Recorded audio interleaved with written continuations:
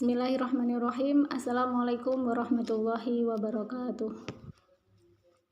Alhamdulillahilladzi khalaqas samawati wal arda fi sittati ayyamin tsumma istawa 'alal 'arsy. Raditu billahi rabba wa bil islami dina wa bi Muhammadin nabiyya wa rasulah. Allahumma shalli wa sallim wa barik ala nabiyyina Muhammad wa ala alihi wa ashabihi ajma'in. Allahumma barik lana fi rajaba wa sa'bana wa balighna Ramadan. Amin amin ya rabbal alamin. Alhamdulillah, segala puji bagi Allah Subhanahu wa taala. Bagaimana kabar teman-teman semuanya hari ini? Hari Jumat, kalau berdasarkan kalender yang ada di HP saya ya. Itu hari ini kita sudah 1 Sya'ban seperti itu ya. Jadi Masya Allah ya. Ya kalau Sya'ban itu belum ada terkait dengan ramai-ramai Ru'yatul Hilal kayak gitu ya. Yang ramai itu nanti kalau mau Ramadan, mau Idul Hijjah kayak gitu ya. Padahal sebenarnya ya kita sih perlu, tapi sekarang sudah ada menggunakan teknologi ya, sehingga bisa diprediksi seperti itu terkait dengan tanggal hijriah seperti itu ya. Tapi memang kekhususan kayak gitu ya, terkait dengan Ramadan, Syawal, Dzul Hijjah kayak gitu ya, sehingga harus benar-benar melalui ru'yah seperti itu ya, yang itu harus diumumkan kepada seluruh kaum muslimin untuk memastikan terkait dengan tanggal 1 di bulan-bulan tersebut seperti itu.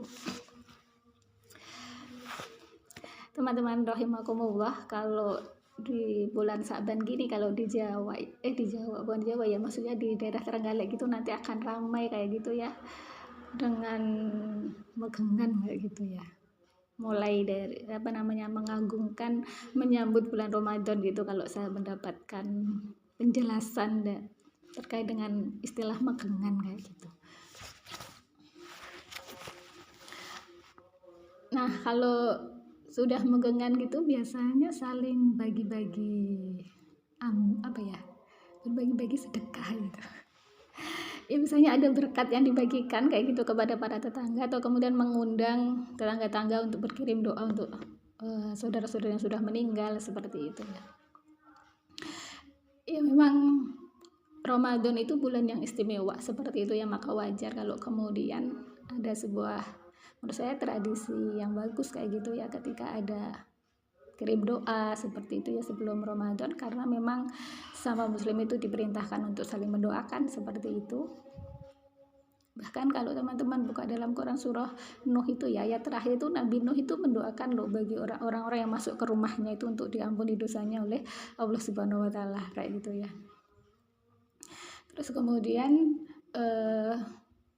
terkait dengan berbagi rezeki kayak gitu ya, berbagi berkat seperti itu juga bagian dari sedekah kayak gitu ya.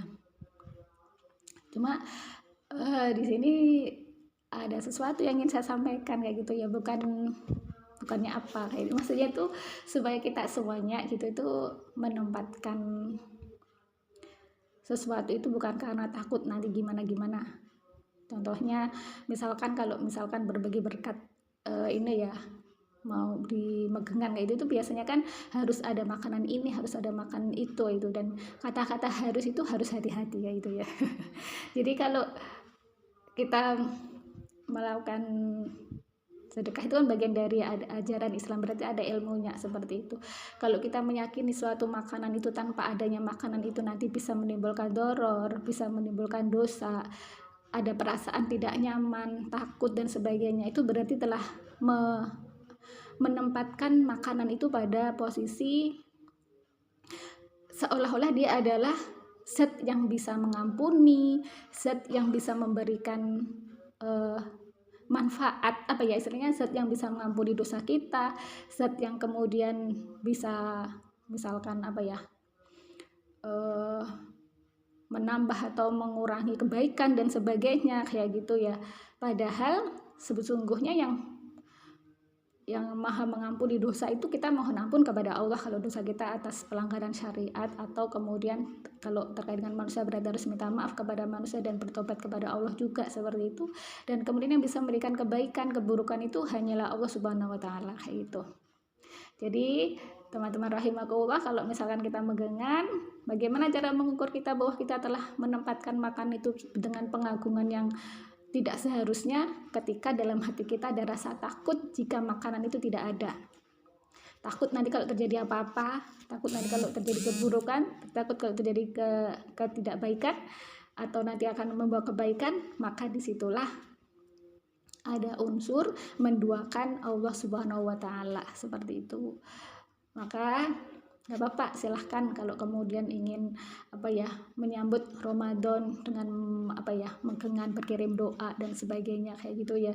Itu sebuah tradisi yang yang baik seperti itu ya, selama di dalamnya itu tidak ada unsur-unsur syirik, tidak ada unsur-unsur menduakan Allah Subhanahu wa taala kayak gitu.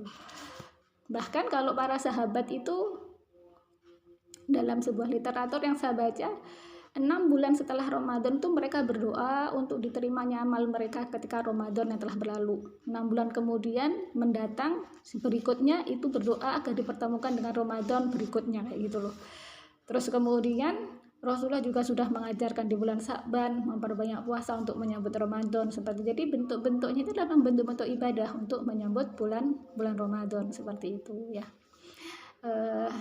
Jadi itu ya teman-teman rahimakumullah, prolog untuk hari ini sebelum kita memasuki materi yang ke-60 di hari ini. Semoga yang sedikit ini bisa bermanfaat. Amin amin ya robbal alamin.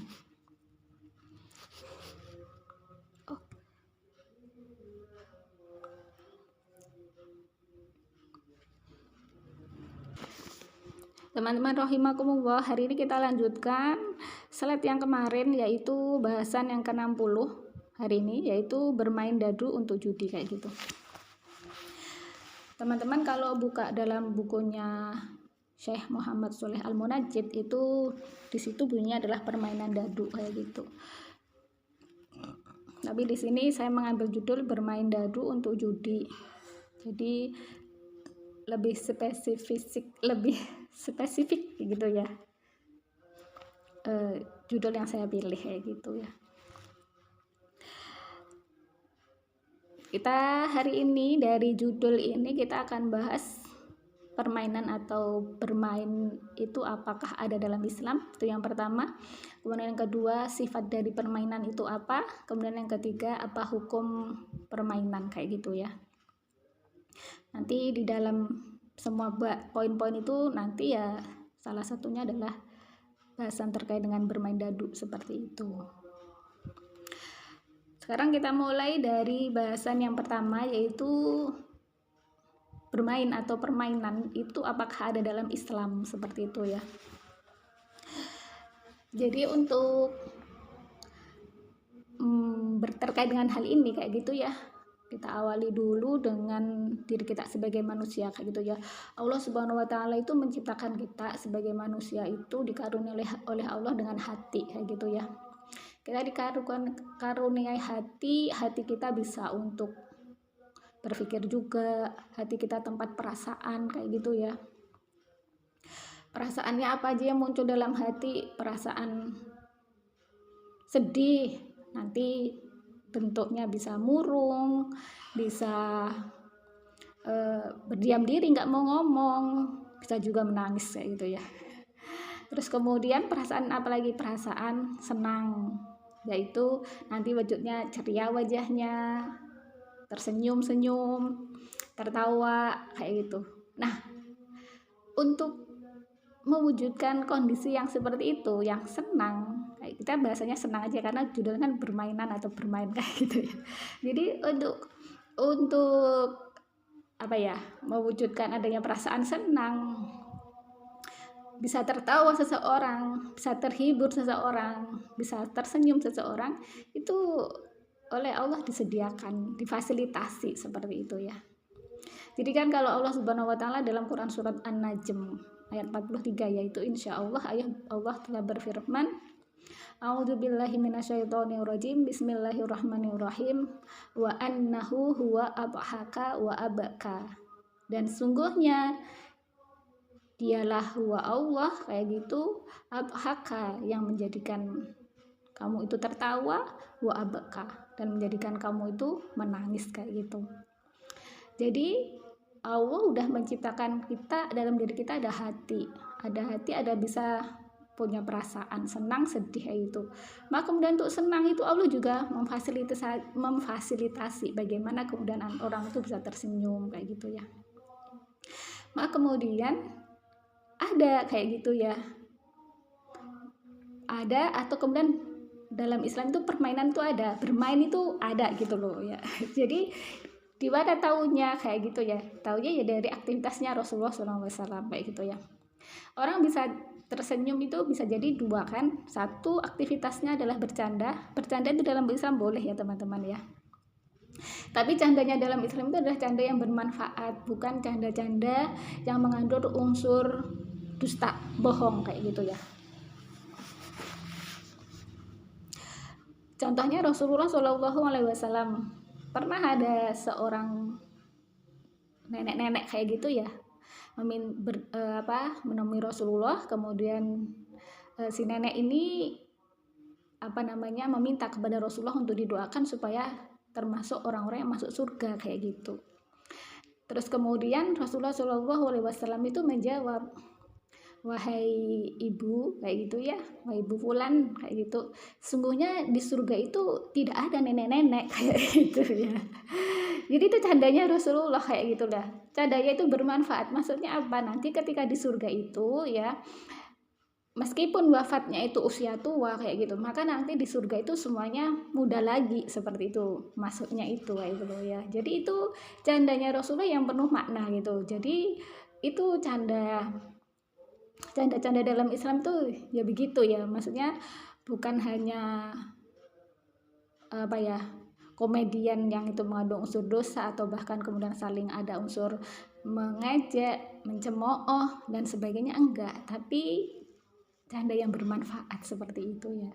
Dan jarang ya kita bisa seperti itu. Kalau itu canda ya umum-umum aja kayak gitu ya, insyaallah. Terus kemudian yang bisa orang tersenyum itu apa? Permainan. Yang bisa ada unsur hiburan itu apa? Permainan. Bermain itu boleh dalam Islam, ada dalam Islam kayak gitu ya. Jadi dalam sebuah riwayat itu Rasulullah itu pernah membolehkan orang-orang Habasyah kayak gitu ya, itu untuk memainkan tombak dan panah mereka kayak gitu. Bahkan Rasulullah menyuruh Aisyah kayak gitu untuk melihat kayak gitu ya, melihat permainan panah sama tombak itu kayak gitu ya. Jadi dari situ sebenarnya hiburan itu boleh. Yang selain itu juga Rasulullah juga membolehkan dalam waktu-waktu spesial kayak gitu ya, untuk kemudian menabuh alat musik, seperti kalau saat ini tuh yang anak-anak kentreng gitu ya, ada sholawatan kayak itu ya, yang dipakai untuk anak-anak sholawatan itu ya, misalkan dalam hajat pernikahan atau kemudian dalam hari raya kayak gitu ya. Rasulullah membolehkan mereka untuk kemudian bernyanyi juga boleh, membacakan puisi kemudian syair kayak gitu ya. Jadi itu menunjukkan hiburan atau permainan itu boleh, tapi kemudian di situ adalah permainan-permainan yang memberikan kemanfaatan atau kemudian memberikan kebaikan kayak gitu. Jadi kalau tadi dicontohkan itu panah, pacuan kuda atau kemudian tombak, itu bermanfaatnya apa? Karena dulu ya itu semua adalah ketika berjihad kayak gitu ya, dalam rangka menyebarkan Islam atau kemudian untuk melindungi diri, itu dibutuhkan itu semuanya kayak gitu ya. Jadi hal-hal yang bermanfaat kayak itu ya, permainan atau bermain yang memberikan kebaikan atau kemanfaatan. Kalau misalkan sekarang sudah mulai bertambah ya, misalkan ya bermain yang bisa meningkatkan IQ, misalkan mengerjakan TTS kayak gitu ya, atau kemudian bermain lari. Kalau Rasulullah dulu pernah berlomba lari kayak gitu ya. Atau kemudian juga Rasulullah pernah melombakan kudanya kayak gitu ya. Dalam sebuah hadis yang diriwayatkan oleh Imam Ahmad itu bahwasanya Rasulullah SAW itu pernah melombakan antara kuda-kudanya itu kayak gitu ya. Dan beliau melakukan lebih jarak jauhnya antara kuda yang cukup umurnya dengan yang belum cukup umurnya kayak gitu. Jadi perlombaan kayak seperti itu kan juga bentuk permainan seperti itu, tapi bermanfaat kayak gitu ya, memberikan kemanfaatan kayak gitu. Dan kuda itu dulu sebagai salah satu ini kendaraan untuk berperang juga, untuk kemudian perdagangan juga dan sebagainya seperti itu. Terus kemudian kalau tadi itu contoh-contohnya adalah permainan yang memberikan kemanfaatan, ada juga kemudian permainan yang itu sedikit memberikan pemanfaatan kayak gitu ya. Ini kalau kita lihat dari perkembangan permainan saat ini ya, misalkan permain game sekarang itu kan mulai game yang ada di HP-HP itu, atau kemudian bermain kartu, bermain dadu kayak gitu ya. Kemudian permainan anak-anak itu yang petak umpet lah, yang ular tangga dan sebagainya, itu kan sedikit bermanfaat, bahkan bisa jadi tidak ada kemanfaatannya dalam konteks kemanfaatan yang menambah kebaikan kayak gitu ya. Itu hanya apa ya untuk hiburan aja kayak gitu ya. Nah, dari beberapa contoh itu tadi, maka kemudian ada ya sarana hiburan, maksudnya bukan sarana berhibur, bermain itu ada dalam Islam kayak gitu, tapi dalam konteks yang itu bermanfaat, menambah kebaikan kayak gitu ya. Nah, itu untuk bahasan yang pertama.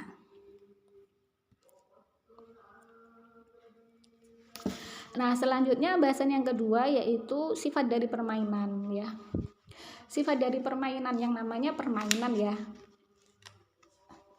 Kalau dalam bahasa Arab itu laibun, lahwun, permainan, senda gurau kayak gitu ya. Bahkan Allah itu dalam Quran surah Muhammad ya, ayat 36 kalau nggak salah, itu kan dikatakan innamal hayatud dunya la'ibu wa lahwun kayak gitu ya. Sungguhnya kehidupan dunia itu laib, permainan, walahwun, senda gurau kayak gitu ya. Jadi itu menunjukkan kalau dalam tafsir Ibnu Katsir itu kata laibun itu menunjukkan betapa rendahnya kayak gitu ya, rendah sekali dunia itu kayak gitu ya.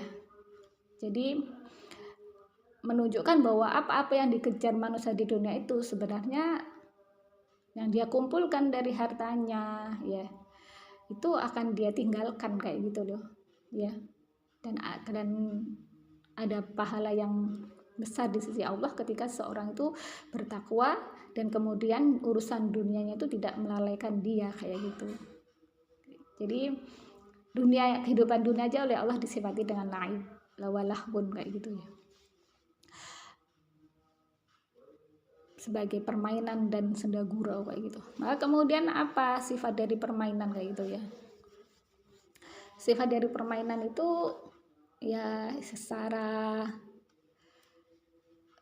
normal dia menghibur seseorang kayak gitu ya, memberikan hiburan kayak gitu. Terus kemudian lainnya apa? Yang lainnya saya ambil dari permainan yang di situ Allah kaitkan ini terkait dengan judi kayak gitu. Permainan yang mengandung unsur judi gitu ya. Itu dalam Quran surah Al-Maidah ya. Ini saya bukakan di Asbabul Nuzul kayak gitu ya. Di situ Allah Subhanahu wa taala itu berfirman ya. A'udzubillahi minasyaitonirrajim. Bismillahirrahmanirrahim. Innama yuridu syaitanu ayyuqi'a bainakumul adawata wal baghdha'a fil khamri wal maisiri wa yasuddakum an dzikrillahi wa anis shalah fahal antum muntahun. Shadaqallahul adzim. Artinya, dengan minuman keras dan judi itu setan hanyalah bermaksud menimbulkan permusuhan dan kebencian di antara kamu dan menghalang-halangi kamu dari mengingat Allah dan melaksanakan sholat, maka tidaklah kamu mau berhenti kayak gitu ya. Dari ayat ini saya cuma ingin mengambil sifat yang ada pada permainan kayak gitu ya. Jadi sifat dari permainan itu ya, baik itu nanti yang mengandung unsur judi atau enggak, itu ada unsur kesamanya apa? Yang pertama, permainan itu bersifat apa? Menimbulkan permusuhan dan kebencian di antara kamu kayak itu. Itu bisa menimbulkan begitu gitu loh maksudnya. Jadi misalkan permainan nggak sendirian, jadi maksudnya bermain dengan yang lainnya gitu. Nanti kalau bermain sendiri permusuhannya dengan dirinya sendiri. Misalkan aja bermain normal ini ya, tanpa mengandung unsur judi kayak gitu ya. Misalkan bermain dadu tadi itu, bermain dadu. Ketika kemudian misalkan tebak-tebakannya itu kalah, atau kemudian bermain balapan, misalkan balapan lari, atau kemudian bermain kartu atau bermain game lomba dengan temannya kayak gitu ya, itu ketika pas kondisi itu kalah seperti itu ya, itu bisa muncul kebencian dengan musuhnya itu kayak gitu, kalau kemudian tidak ditata, hanya sekedar main kayak gitu loh ya. Terus kemudian apa sifat berikutnya? Sifat berikutnya adalah menghalang-halangi. Tadi yang pertama itu membawa ke permusuhan dan kebencian, kemudian sifat yang kedua adalah apa? Melalaikan. Melalaikan itu apa? Kalau dalam Quran surah Al-Maidah ayat 91 itu apa? Menghalang-halangi kamu dari mengingat Allah dan mendirikan sholat kayak itu. Orang kalau keasikan bermain catur misalkan, udah dengar azan, sih lanjut lagi, tadi masih kalah misalkan, main lagi catur lagi kayak gitu. Pengennya menang kayak gitu ya. Lupa dengan Allah, konsentrasi dengan gamenya. Anak-anak main game itu, coba kadang-kadang orang tua aja bermain game sampai berjam-jam kayak gitu ya. Melalaikan dari mengingat Allah. Demikian pula dengan permainan-permainan yang lain, sama kayak gitu ya. Maka dunia itu juga begitu kan, urusan dunia itu juga disebut laib, dia juga gitu, bisa melalaikan keasikan mencari uang misalkan ya, sampai lupa kayak gitu. Di situ ada kewajiban untuk sholat ya, dan kewajiban yang lainnya bagi yang misalkan harus menutup aurat dan melakukan dan sebagainya kayak gitu. Kayak tadi itu kayak itu. Permainan itu ya begitu, melalaikan, ada yang bisa menimbulkan permusuhan kayak gitu ya. Sampai kan ada anak-anak bermain game itu sampai ada yang seceritanya murid dinya saya kalau nggak salah minta uang untuk apa itu, untuk game apa, sampai ibunya sendiri di sama pisau kayak gitu ya, sampai segitunya itu ya. Jadi ya memang begitu ya sifat dari permainan itu. Maka kemudian ya, makanya dalam Islam permainan itu dipilih yang itu memberikan manfaat kebaikan, itu kebaikan, menambah kebaikan dia, baik itu untuk urusan akhirat dia maupun untuk urusan dunia, yang itu memberikan kemanfaatan hingga di akhirat seperti itu. Nah itu untuk poin yang kedua. Nah berikutnya yang poin ketiga adalah apa hukum dari permainan kayak gitu ya. Jadi dari penjelasan yang awal tadi itu ya, permainan-permainan di situ itu memberikan kebaikan, kemanfaatan kayak gitu ya. Itu awalnya sifatnya hukumnya adalah mubah kayak itu, boleh kayak gitu. Awalnya itu mubah, boleh kayak gitu ya. Selama hal itu pada porsinya kayak gitu ya. Waktu luang itu memang kadang-kadang bisa dimanfaatkan untuk ya itu ngegame kayak gitu ya, baik orang dewasa, kadang-kadang anak-anak juga manfaatkan untuk ngegame itu. Makanya kalau saya berbagi-bagi share ke teman-teman itu biasanya silahkan dimanfaatkan waktu luangnya, karena waktu luang itu kadang-kadang di situ setan itu menggoda manusia untuk memanfaatkannya di hal-hal yang tidak berguna seperti itu ya. Jadi awalnya mubah boleh kayak gitu ya. Itu permainan di situ, tidak ada hukum sunnahnya di situ ya, hukumnya mubah, awalnya mubah kayak gitu. Tapi kemudian hukum mubahan ini bisa berganti menjadi makruh kayak gitu ya. Entah itu bermain dadu, ataukah itu bermain kartu, ataupun game-game yang lainnya. Itu bisa berubah jadi makruh ketika apa kayak gitu ya. ketika hal itu berlebihan. Terus kemudian yang kedua, ada pilihan aktivitas yang statusnya lebih tinggi tapi ditinggalkan. Ya, status di sini maksudnya status hukumnya ya. Status hukum itu kan ada yang wajib, sunnah, mubah, haram, makruh kan kayak gitu, makruh, haram kayak gitu ya. Jadi kan tadi hukumnya permainan itu bermain dadu misalkan itu awalnya mubah, biasa gitu aja. Bermain nggak ada unsur apa-apa, pokoknya ada waktu luang hibur pikiran lah misalkan kayak gitu. Tapi itu bisa menjadi kemudahan makruh ketika apa? Sebenarnya ada pilihan aktivitas yang lebih bermanfaat, memberikan kebaikan yang statusnya itu di atas mubah, yaitu sunnah kayak gitu. Jadi misalkan ini saya ambilkan hadisnya dulu dari hadis Rasulullah SAW ya, dalam sebuah riwayat Imam Tirmidzi yang meriwayatkannya. Di situ Rasulullah SAW bersabda, min husnil islamil mar'i tarkuhu ma la ya'ni ya. Min husni, di antara tanda kebaikan islamil mar'i, keislaman seseorang itu ya, tarkuhu, dia meninggalkan malayak nih, apa yang tidak bermanfaat bagi dia. Tidak bermanfaat bagi dia itu ya tidak bermanfaat bagi urusan akhirat dia maupun dunia, yang itu juga memberikan kemanfaatan untuk akhiratnya, seperti itu ya. Jadi di situ ketika memilih main game aja pakai HP atau kemudian bermain kartu atau kemudian bermain dadu, tapi di situ murni ya, nggak ada unsur judi dan lain sebagainya kayak gitu ya. Tapi sebenarnya ada pilihan yang lain kayak gitu ya. Ada pilihan yang lain misalkan ya, sholat sunnah.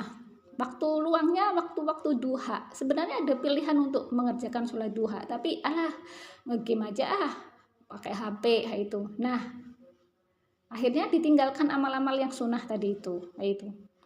Atau kemudian waktu ada puasa sunnah misalkan Senin, Kamis ada puasa sunnah atau Ayyamul Bid kayak gitu ya, tengah bulan.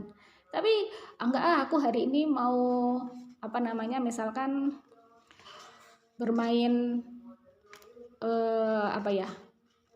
bermain panah kayak gitu ya, bermain memanah kayak gitu, membutuhkan banyak energi, konsentrasi, nanti aku lapar, milih enggak kayak gitu.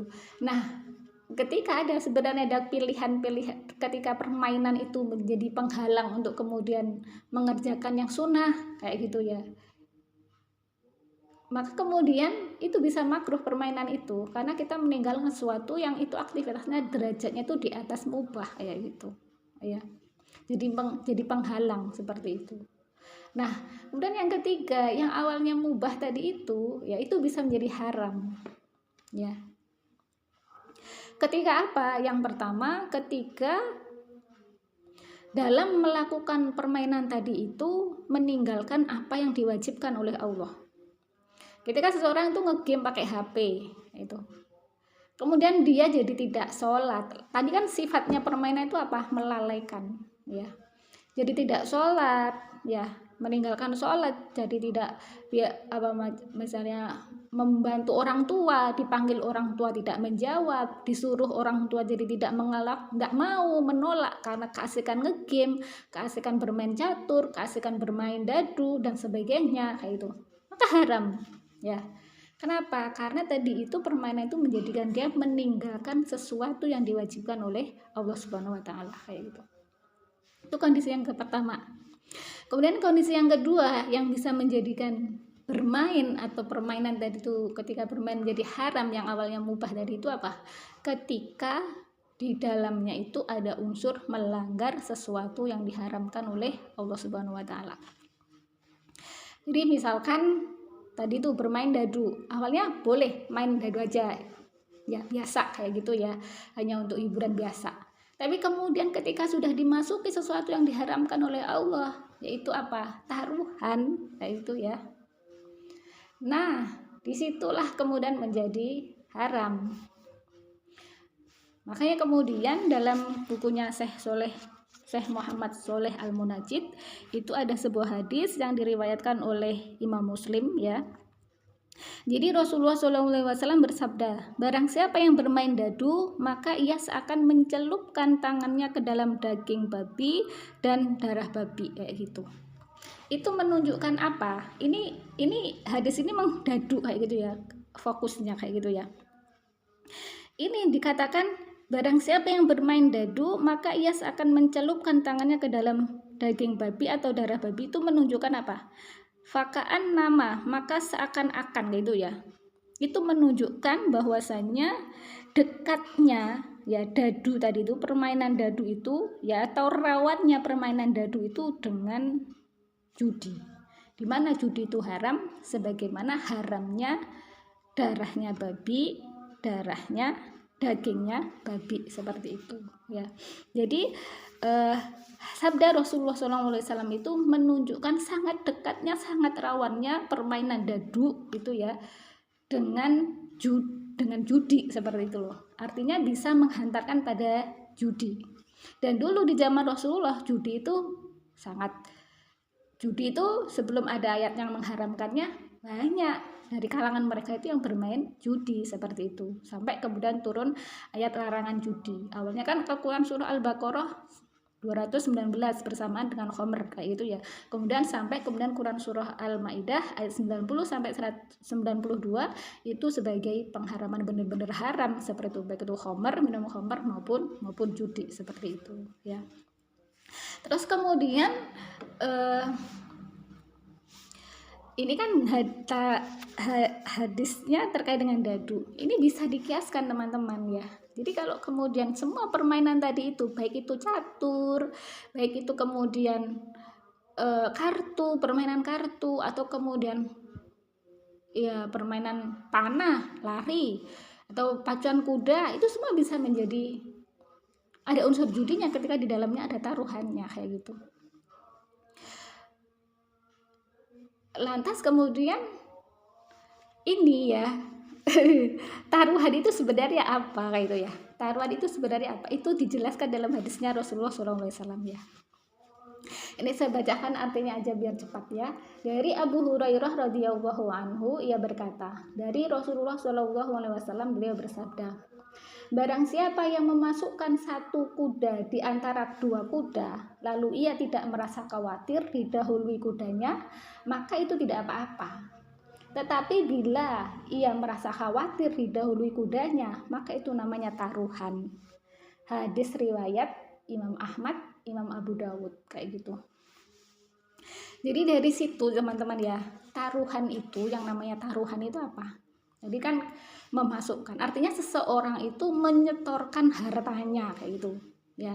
Jadi misalkan ada dua orang bermain dadu, kemudian masing-masingnya itu menyetorkan hartanya, entah berupa uang, entah berupa cincin, entah berupa apalah, pokoknya harta yang dia miliki kayak gitu. Terus kemudian di situ masing-masing peserta yang menyetorkan tadi itu, dalam dirinya itu ada perasaan khawatir nanti kalau dia kehilangan hartanya tadi itu ya, artinya dia kalah. Kenapa? Karena harta yang disetorkan tadi itu akan dimiliki oleh si pemenangnya kayak gitu, yang memenangkan permainan tadi itu ya. Artinya ya, dengan kondisi seperti itu akan ada yang dirugikan. Yang kalah kan pasti rugi, dia sudah setor harta, kemudian dia kalah, hartanya diambil oleh temannya ya. Di situ ada unsur untung-untungan kayak gitu.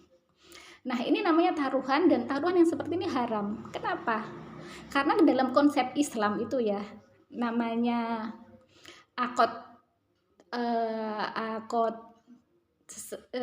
sama muslim kayak gitu ya, dengan dua orang misalkan bermuamalah dengan sama muslim itu, kalau misalkan dalam perdagangan itu saling menguntungkan, tidak ada pihak yang dirugikan kayak gitu, tidak ada pihak yang didolimi dan tidak ada pihak yang mendolimi, karena dalam Islam nggak boleh yang seperti itu.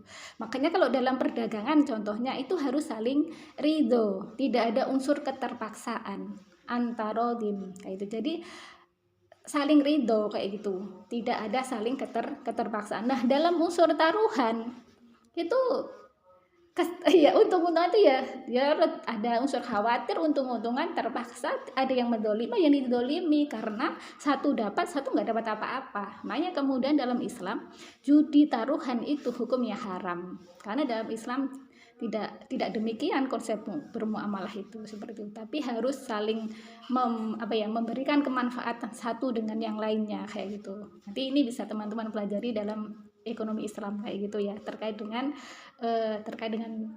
hal ini seperti itu ya. Jadi makanya kemudian ya, ketika sudah ada unsur taruhannya, unsur judinya, terus kemudian tadi itu yang pertama atau unsur yang pertama meninggalkan yang wajib jadi tidak sholat, jadi kemudian sampai kemudian saling membantah perintah orang tua gara-gara keasikan itu ya, keasikan game kayak gitu ya, maka itu bermaksiat kepada Allah Subhanahu wa taala dan Rasulnya. Makanya kemudian sebagaimana dalam hadis di slide itu, yang gimana Rasulullah SAW bersabda, man laiba bin narti ya, siapa yang dia itu bermain dadu, maka sungguh hasallah, dia telah bermaksiat kepada Allah dan Rasulnya kayak gitu. Hadis riwayat Bukhari. Jadi maksudnya di situ hadis itu ya seperti yang saya jelaskan tadi itu, yaitu ketika dengan bermain dadu itu dia meninggalkan sesuatu yang diwajibkan oleh Allah, dan kemudian yang kedua melanggar apa yang diharamkan oleh Allah Subhanahu wa taala. Jadi itu saya contohkan adalah adanya unsur judi, taruhan di dalamnya seperti itu ya. Jadi demikian ya teman-teman ya. Jadi sudah jelas terkait dengan hukum judi itu adalah haram, maka kemudian ketika bermain dadu yang kemudian di dalamnya itu mengandung unsur yang diharamkan, yaitu ada taruhan atau kemudian menjadikan seseorang itu meninggalkan sesuatu yang diwajibkan oleh Allah Subhanahu wa taala, maka kemudian jadilah bermain dadu yang demikian itu jadi haram seperti itu. Insyaallah sampai sini jelas ya teman-teman ya. Untuk poin yang ketiga tadi itu, apa hukum permainan. Nah, ini tambahan sedikit aja ya teman-teman, meskipun udah lebih 8 menit, sedikit aja ya, sedikit aja. Terkait dengan apa sih kemudian bedanya permainan sebagai perlombaan dengan permainan sebagai judi kayak itu. Jadi perlombaan dalam Islam itu boleh, karena Rasulullah juga pernah melombakan kudanya kayak gitu ya. Jadi mubah kayak itu.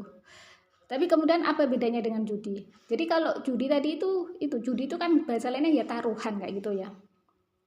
Itu kalau perlombaan itu ya, di situ tidak ada iuran atau tidak ada harta yang disetorkan oleh peserta kayak gitu ya. Atau kemudian berikutnya apa ya, dia mendapatkan hadiah bukan dari harta dia, karena nggak ada harta yang dia setorkan, sehingga tidak ada pihak yang dirugikan kayak itu.